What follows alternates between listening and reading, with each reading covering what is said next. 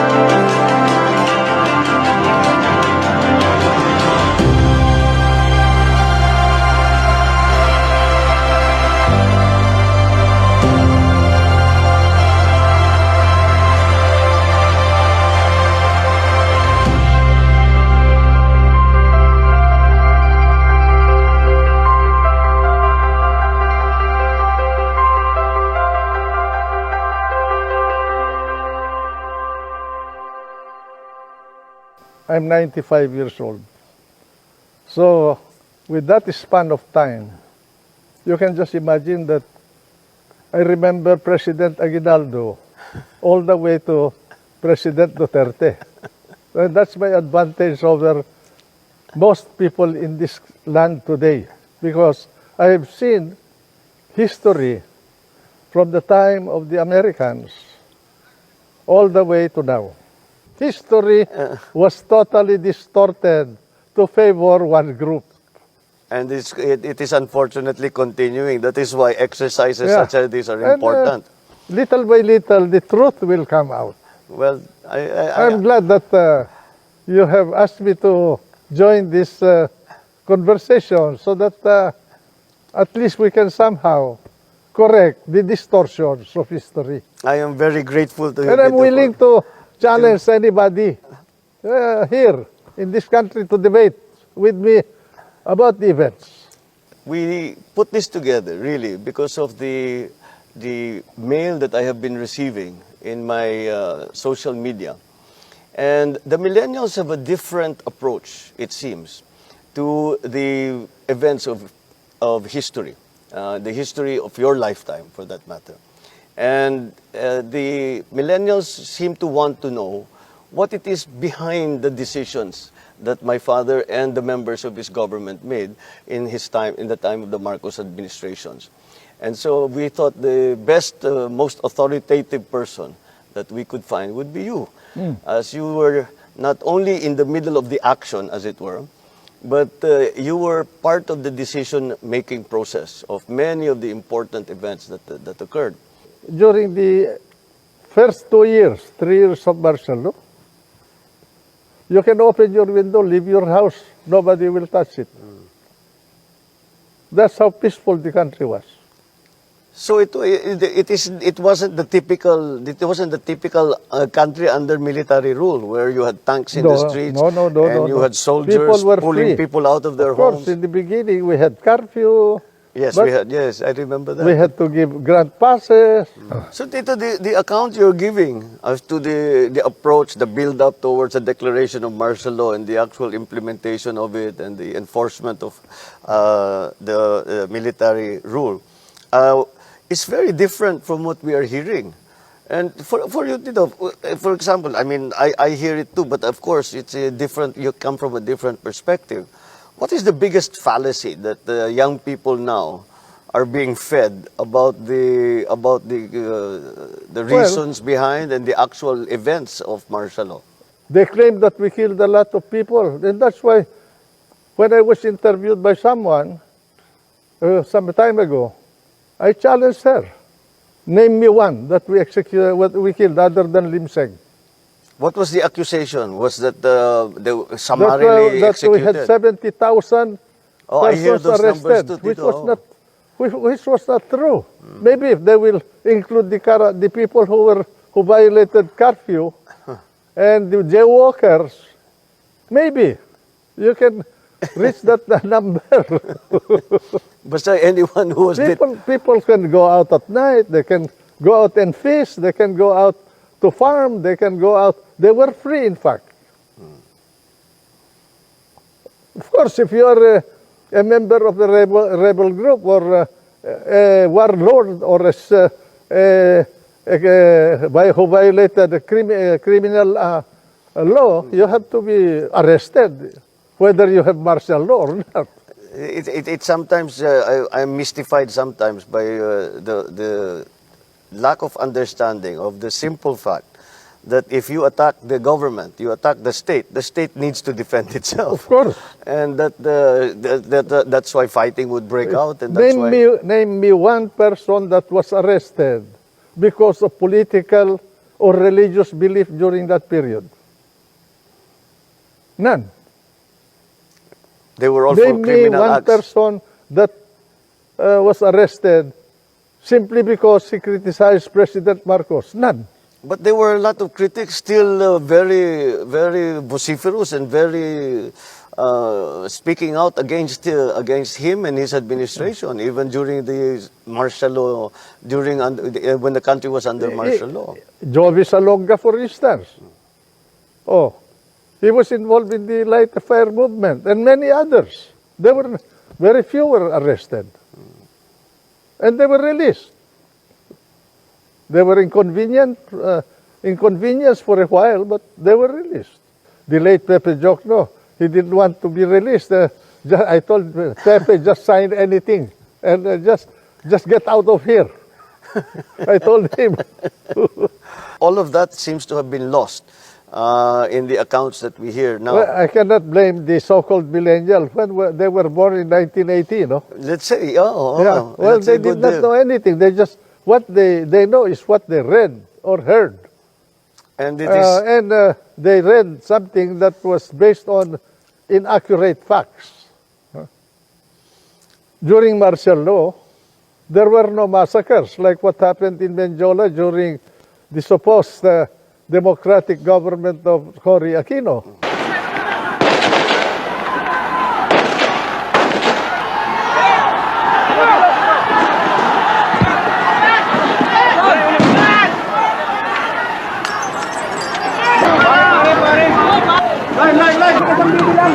Maybe you could explain to these young people the approach that you took to governance. Kasi Tito, I remember when I was young, I would listen to my father's speeches and lagi kong naririnig the phrase nation building. And I have not heard that phrase since 1986. And it does not seem to be the priority or the guiding principle in governance anymore. You mentioned about nation building, which was a battle cry of the Marcos government. That's right, Tito. That was all included in the national plan that was prepared by the brain trust of your dad. And that covers infrastructure, agriculture, energy, and education. And that's why when we started with agriculture, he established irrigation canals, especially in the north and in many parts of the country. And then he went into electrification. The national electrification that we have started with your father. He started the geothermal sources of energy in the country today, which is helping the economy. And then later on, as a part of his national plan, education of the people. And that's why he created the system of state universities that expanded the educational system in the country and made education cheaper for the people. And so many others. He introduced land reform. That's why he was very conscious of the sale of Hacienda Luisita during the Garcia administration. This was a part of his land reform program. Proposed the establishment of a nuclear plant, which was derailed by Cory Aquino because of their anger and revenge against the Marcos administration. Dito you mentioned the lobbying of the big landowners, the hacienda owners, and for the exemptions from the land reform. But that I think the term that around that time was we were beginning to hear my father speaking out against the group of oligarchs. Correct. That were controlling many segments of the economy. Correct. And were not helping or supporting the national program. Oligarchies existed during the time of your dad and even before that. And even now, they are still around. They control the economy, they control the agriculture because they own the haciendas, they control the communication, they want to control even government. If you will remember, you have to talk to interest groups to be able to run for public office in those days. Controlled Meralco, they controlled the media, they controlled the newspapers and the radio, many facets of the industry. The industrialization of the country was controlled by the so-called oligarchs of the land. So this is one of the elements that pushed the government towards the declaration of martial law Yes. in 72. Apart from the fact that indeed there was a need of it, because what was the social condition of the land at this point? We were dealing with separatism in Mindanao. We were dealing with a very strong communist party. We were dealing with the onset of drugs menace in the country. We were dealing with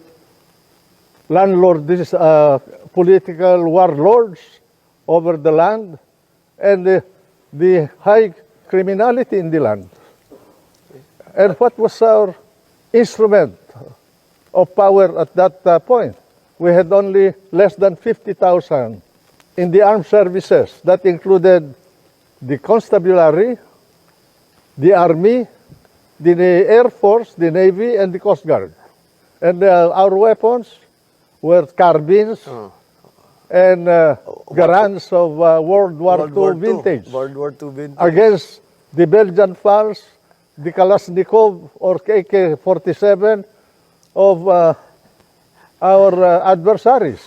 I think nakakalimutan dito the extent of this warlordism and the size of the private armies. The size of firearms in the hands of the civilian population was much more than the capability of the armed forces of the Philippines and the constabulary.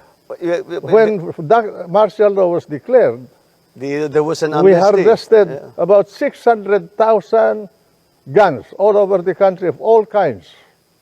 As opposed to our 50,000 Less than 50,000 to be exact. I think we had only about 48,000. uniform services. Yeah. So the people do not realize the extent of the warlordism because I don't think we have the modern equivalent. Apart from these factors that I told you, their political organization, especially the political organization of the Communist Party of the Philippines, was extensive. They have a united front that was very strong. Until now, that united front is operating through the NDF. They covered labor, the universities, academe, farmers, fishermen, women, teachers, all over. They infiltrated even the church. And we did not only have the armed elements of the Communist Party and the separatists, we have the Christian Liberation Army. Even the church was involved. So in that time, the government assessed that the largest security problem was the communist insurgency. Correct. And that is that the martial law was really a response to that Correct, very... correct. One of the reasons why President Marcos finally declared martial law, very few people will remember this now, was because there was already a working coalition between the Liberal Party and the New People's Army, the new Communist Party of the Philippines, headed by Sison at this point.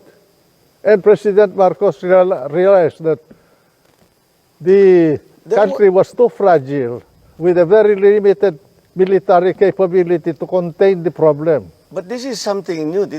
I did not know there was a formal agreement or between a political party. God. Ninoy Aquino and I met in the house of Ramon Silay in Urdaneta village. He was my neighbor.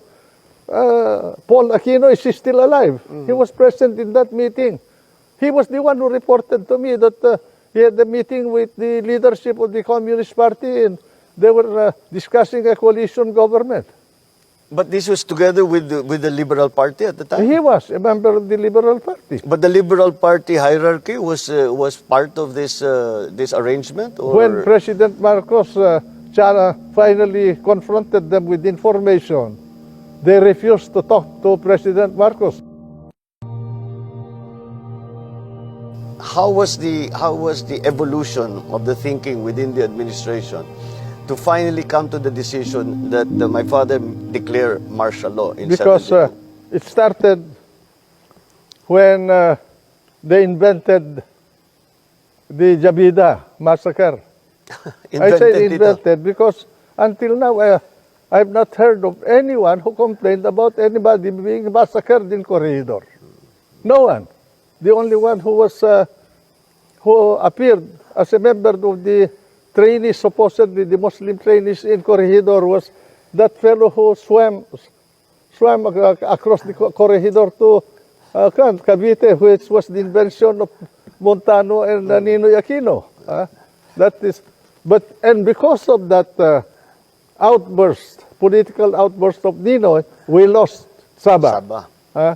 And then that Jabita massacre, injured the political stature of the Marcos regime, followed by the Plaza Miranda grenading in 1971. And because of that Plaza Miranda, I was a victim. I was a candidate afterwards for senator and I lost because we were blamed for Plaza Miranda, although that was the handiwork of the Communist Party. The disorder that was brought about by them, by the left especially, was too much to bear by the country at that point. As a Secretary of Defense, I had to fight both the Muslims in Mindanao and the Christians. And then at the same time, there were also Datos who rose against the government. The group of the MNLF were sponsored by Malaysia because of the limitations imposed by the government, the regime, or the political situation in the country before martial law. The hands of the president was limited, so he finally decided, after he was re-elected, to impose martial law. He asked me to study his powers under the Commander-in-Chief provision. I was Secretary of Justice at the time. The declaration and the implementation in the very first days. I was not here. I was abroad studying. And I remember that I just got the news from a phone call. My father had mentioned it previously, and he said that things are getting pretty bad. And he had spoken about the suspension of the writ of habeas corpus. And after that, he was talking about that he had hoped not to declare martial law. But I got the news that your dad asked me to prepare this study in December of 1969. because he was anticipating that he will finally have to face the music. When we finished the studies about January of 1970, at this point the President transferred me to the Department of National Defense. And then he waited from 1970, 71. He allowed the election of 1971 to go through, where the nation was experiencing violence and disorder. Because he did not want to declare it. He was hesitating to use his commander-in-chief powers. Until finally, in 1972, he decided. My countrymen, as of the 21st of this month, I signed Proclamation number 1081, placing the entire Philippines under martial law. So it's not remembered very well, or it is not well documented, or it is not well disseminated about how large and how severe the problem was of the communist uprising and the we still see the fighting in Mindanao, but it's over a different ideology. We were able to arrest all of the leaders, including Jose Maria Sison, Juliet, the wife, and several of the leading commanders of the Communist Party, and emasculated the organization until later on, when we had, after EDSA, Cory restored the problem because he released all the leaders of the Communist Party, and then, including Father Balweg of the Cordilleras, and then brought back Miswari from exile to revive the MNL problem. And was there a reason stated That for is where why I they parted did ways with? with Cory. Oo. In the face of all of this, I think we come to the question: how did you think Cory did as president? Did you think wala kami dito, so hindi namin alam masyado yung mga detalye. You know, Bongbong, having been involved in the cabinet of President Marcos, and I'm not saying this to denigrate anybody, I was dismayed when in my first cabinet meeting with Cory, he did not make any decision. I'm sorry to say this, but I realized in that first meeting that I had in that cabinet, that the president that succeeded Jordan did not know anything about governance.